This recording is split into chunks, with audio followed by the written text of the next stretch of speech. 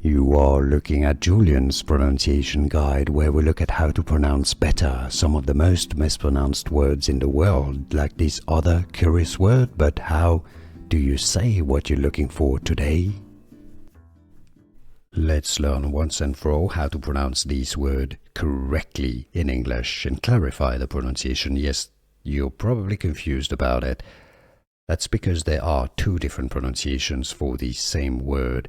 If it's a verb, it's pronounced advocate, alright?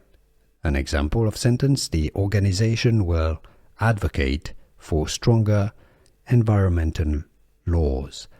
Advocate: she has consistently advocated peace, for peace. During the meeting, the financial advisor advocated for investing in a diversified portfolio. Advocate as a verb. As a noun, it's an advocate. He is a lifelong advocate for animal rights. As a consumer advocate, she fought against unfair pricing practices. So she's an advocate. As a lawyer, or she advocates. Alright, the verb as opposed to the noun. So let's summarize. The verb is advocate. The noun is advocate.